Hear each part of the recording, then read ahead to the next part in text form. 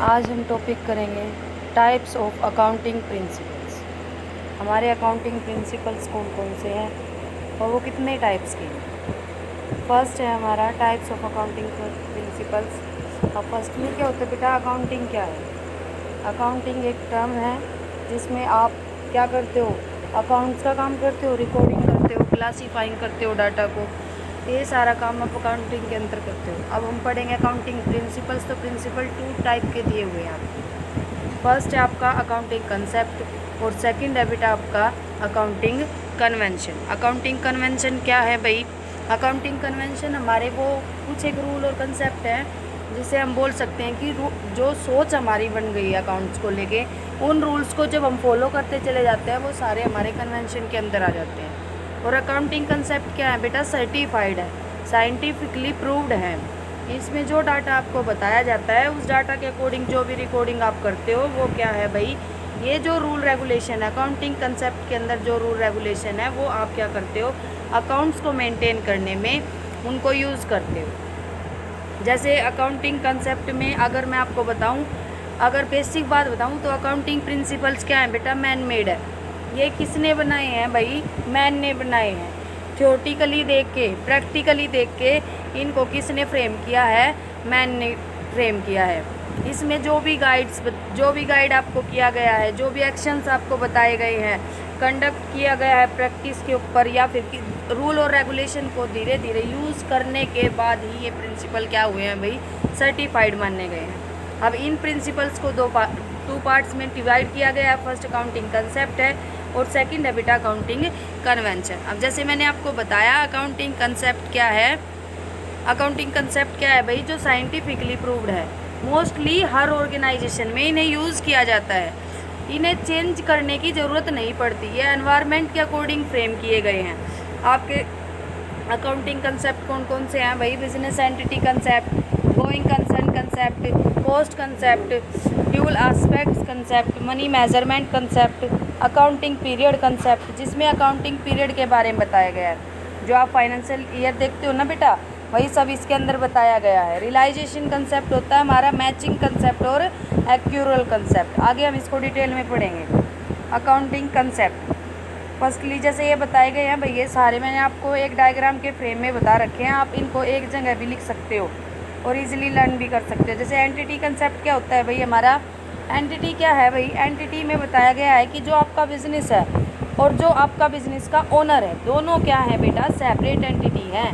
दोनों क्या हैं? Separate entity. आपका बिजनेस जो वर्क करता है वो अपनी कॉमन सील के अकॉर्डिंग करता है, उसका अपना सिग्नेचर होता है भाई कंपनी का। कोई भी कंपनी, कोई भी बिजनेस आप लगाते हो तो उसमें ओनर का कोई रोल नहीं होता, वो ओनर के अकॉर्डिंग कोई काम नहीं करता। उसमें जो भी काम किया जाता है वो किसके अकॉर्डिंग किया जाता है भाई? बिजनेस के अकॉर्डिंग किया जाता है। और बिजनेस के अकॉर्डिंग काम करने का उससे कैसे पता चलता है भाई? क्योंकि उसमें कॉमन सील यूज़ की जाती है। वो जहाँ पे बिजनेस को सिग्नेचर करने की ज़रूरत आती है, जहाँ उसे रिप्रेजेंट किया जाता है, वहाँ पे उसकी कॉमन सील को क्या कर लिया जाता है बेटा?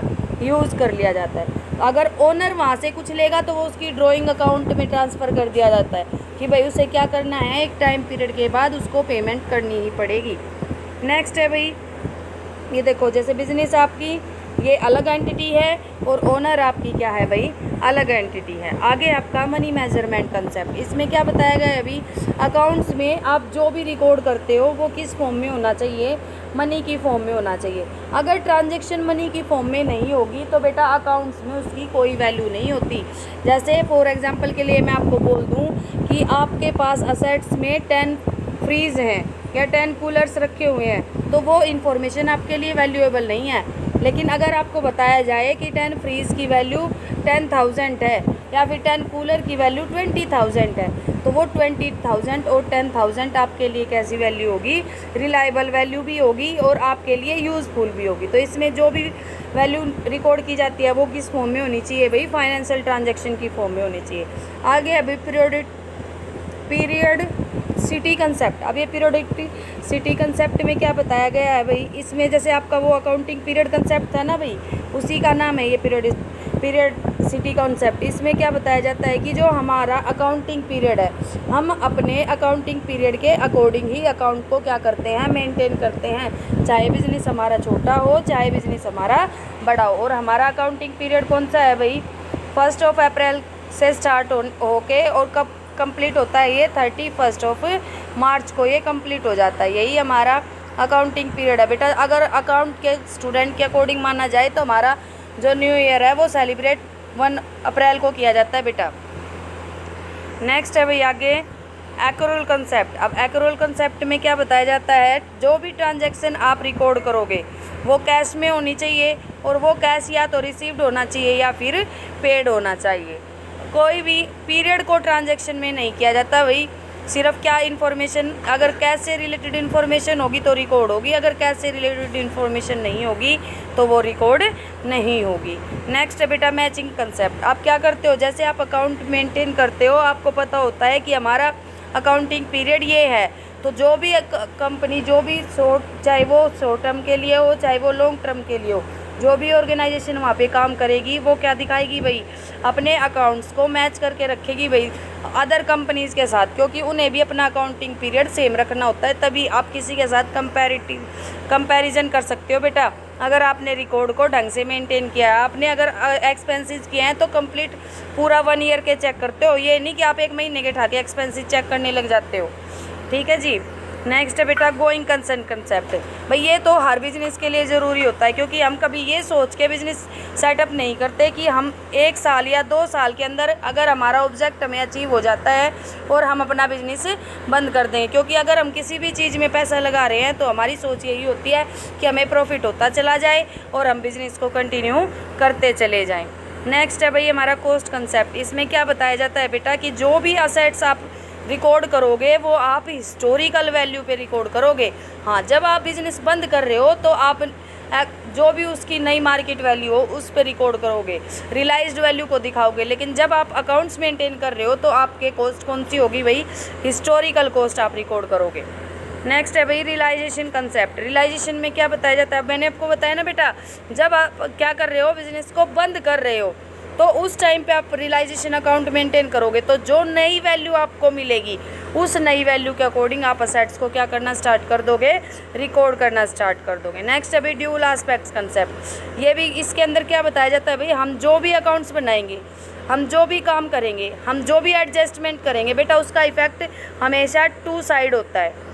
क्योंकि हमारी जो बुक है वो किसके ऊपर होती है भाई, जो हम बुक कीपिंग के अंदर एंट्री करते हैं ना वो डबल एंट्री सिस्टम के अकॉर्डिंग करते हैं, तो हमारी एक एडजस्टमेंट हमेशा क्या करती है भाई, 2 अकाउंट्स को इफ़ेक्ट करती है, और दोनों अकाउंट्स को इफ़ेक्ट करके ही हम क्या करते हैं, उसमें एक साइड कौन सी होती है बेटा, कुछ डेबिट होता है तो उसके साथ अदर जो पार्टी होगी उसको क्या किया जाता है, क्रेडिट किया जाता है। अब आगे कन्वेंशन है। मैंने आपको क्या बताया था भाई, कन्वेंशन क्या है, जिसे हम यूज़ करते हैं लेकिन वो क्या है, वो एक लंबे टाइम पीरियड से हम उन्हें यूज़ करते आ रहे हैं, तो अगर चेंजिंग की कंडीशन आती है तो हम उन्हें क्या कर सकते हैं, चेंज भी कर सकते हैं। Accounting consent conventions are certain restriction for the business transaction. कई बार ये हमारे लिए बाधा का काम भी कर देती है भाई, हम अगर कन्वेंशन यूज़ करें, क्योंकि ये रूढ़िवादिता पर आधारित है पूरी की पूरी, तो अगर कई बार ये हमारे लिए क्या है, क्या क्रिएट कर देती है भाई, रिस्ट्रिक्शन क्रिएट कर देती है, तो हम कई बार इन्हें छोड़ भी देते हैं ये सोच के कि अगर इन्हें यूज़ ना भी करेंगे ना तो भी कोई हमारे बिजनेस के ऊपर कोई खास इफेक्ट नहीं पड़ने वाला होता। वैसे ये हमारी 4 होती है बेटा। फर्स्ट है कंजर्वेटिज्म। इसके अंदर क्या बताया जाता है भाई, इसके अंदर बताया जाता है जो भी आप मेंटेन करते हो, तो जैसे आपको क्या दिया जाता है, आप बैलेंस शीट मेंटेन कर रहे हो, उसमें आपको ट्रांजैक्शन दी जाती है असेट्स और लायबिलिटी की, और उसका रूल आपको क्या कहता है, उसका रूल आपको कहता है कि असेट्स और लायबिलिटीज़ का बैलेंस क्या होना चाहिए, सेम होना चाहिए बेटा। अगर आपका बैलेंस सेम नहीं है बैलेंस शीट में तो वो क्या हो गई, रॉन्ग होगी। तो ये चीज़ें चेक करने के लिए हमें कौन बोलता है, ये हमारी कन्वेंशन है, जिसमें ये बताया जाता है कि जो भी ट्रांजैक्शन आपने की है वो इस तरीके से करो कि आपके असेट्स और लायबिलिटी हमेशा क्या हों, इक्वल हों। नेक्स्ट है भाई कंसिस्टेंसी होनी चाहिए। कंसिस्टेंसी होनी चाहिए क्योंकि अगर आपके पास 2-3 बिजनेस यूनिट है और आप अलग अलग अकाउंटिंग प्रिंसिपल यूज़ करके अकाउंट्स बना रहे हैं तो बेटा क्या हो जाएगा, आपके अकाउंट्स मैच ही नहीं होंगे, और मैच नहीं होंगे तो आप रिजल्ट भी नहीं निकाल पाएंगे। तो हमारे पास क्या होना चाहिए, डाटा में कंसिस्टेंसी होनी चाहिए। अगर हम एक ब्रांच के अंदर कोई भी मेथड यूज़ कर रहे हैं तो हमारी दूसरी ब्रांच के अंदर भी वैसा ही मेथड यूज़ करना चाहिए, वरना हम अकाउंट्स को मेंटेन नहीं कर पाएंगे, उन्हें मैच नहीं कर पाएंगे इन फ्यूचर। तो इसके अंदर डाटा की कंसिस्टेंसी भी क्या होती है, बहुत ज़्यादा ज़रूरी होती है। फुल डिस्क्लोजर होना चाहिए। अब ये फुल डिस्क्लोजर में हमें क्या बताते हैं कि information that is considered potentially significant and relevant is to be completely disclosed. अगर आप अकाउंट बनाते हो तो आपको उन्हें डिस्क्लोज करना भी आना चाहिए। अगर आपने अकाउंट बनाया है और आपने डिस्क्लोज नहीं किया है तो क्या समझ लिया जाता है भाई अकाउंटिंग फॉर्म में कि ये अकाउंट कंप्लीट नहीं है। नेक्स्ट है भाई मैटेरियलिटी। इसके अंदर क्या बताया जाता है, अगर आपने डिस्क्लोज़र किया है, कन्वेंशन को भी यूज़ किया है, तो आपने अगर आपने कन्वेंशन को भी यूज़ किया है, कंसिस्टेंसी को भी यूज़ किया है, तो आपको क्या करना पड़ेगा कि टोटली अकाउंट्स को क्या कर दिया जाए, डिस्क्लोज़ कर दिया जाए। लेकिन उसके अंदर जो भी आप यूज़ कर रहे हो फैक्ट्स, वो मटेरियल फैक्ट भी होने चाहिए। ऐसा नहीं कि आप कुछ इन्फॉर्मेशन को लेके ही अकाउंट क्लोज कर दो, नहीं, उसके अंदर हमारी सारी इन्फॉर्मेशन क्या होनी चाहिए भाई, लिखी होनी चाहिए।